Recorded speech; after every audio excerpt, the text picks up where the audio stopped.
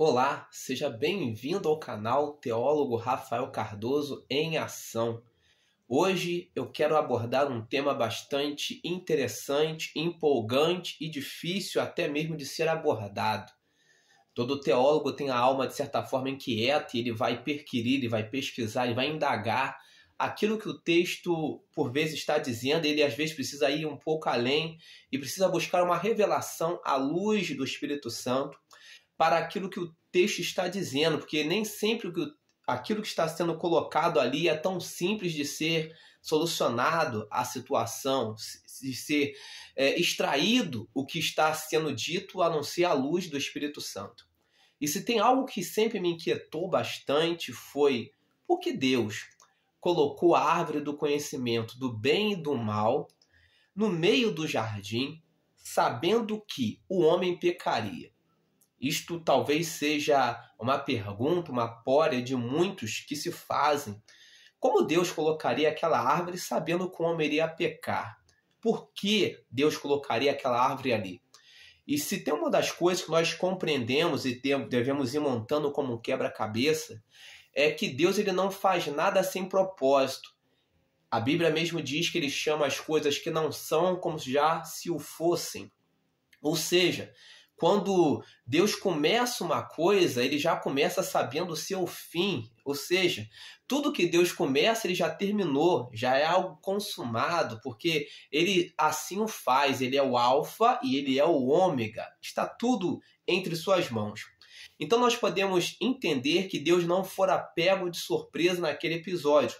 A queda do homem era algo que iria acontecer. Não pegou Deus de surpresa. Poderemos até dizer, que a queda do homem ela foi um decreto, de certa forma, por parte de Deus, porque ele não perdeu o controle da situação. E para tentar explicar tal situação, tal emblema, alguns usam alguns argumentos do tipo, sugerem que aquela árvore era para provar a obediência, Era um ato de obediência que o homem provaria para Deus.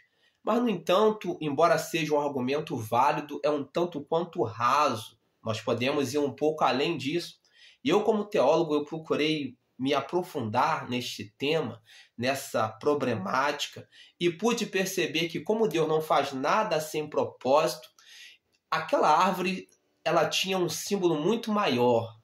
Além de extrair do homem obediência, porque Deus sabia que o homem não obedeceria àquela situação. Aquela árvore servia, vou usar o termo, como plataforma de revelação. Que sentido? Plataforma de revelação? Sim, a queda do homem ela foi parte de um decreto divino para que Deus pudesse revelar algo. E que algo seria este? Imagine um homem vivendo no jardim, até hoje, até os tempos odiernos. Ali o homem fora criado, Deus criou o homem bom, perfeito, inocente. Imagina um homem hoje, nesta mesma perspectiva, tendo sido criado inocente. Ele não provaria de algumas coisas que ele pode provar hoje. Tipo, o amor de Deus, a justiça de Deus, a graça de Deus, seriam situações que o homem não provaria. E a Bíblia conta que Deus ele é amor. O homem jamais experimentaria o amor de Deus em sua totalidade se não tivesse caído. O homem jamais experimentaria a graça de Deus em sua totalidade se não tivesse caído. O homem jamais experimentaria a misericórdia de Deus em sua totalidade, bem como a justiça de Deus em sua totalidade, se não houvesse caído. Então, algumas coisas jamais seriam vistas pelo homem caso o Éden ainda fosse algo intocado ou intocável. O homem não veria alguns atributos por parte de Deus, como o seu grande amor. Então eu compreendo que a queda do homem ela foi algo necessário para que o homem pudesse contemplar o amor de Deus, a graça de Deus, a misericórdia de Deus, a justiça de Deus.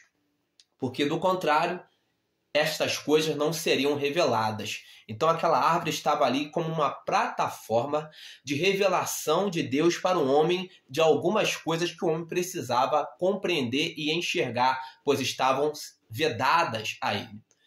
Gostou do nosso conteúdo? Deixa o seu like, se inscreva em nosso canal. Eu sou o teólogo Rafael Cardoso, especializado em teologia sistemática, e o intuito deste canal é levar a palavra de Deus de forma prática e com verdade. Deixe o seu like, se inscreva em nosso canal e nos ajude a propagarmos palavra de verdade. Deus abençoe a sua casa, a sua vida, a sua família em Cristo Jesus.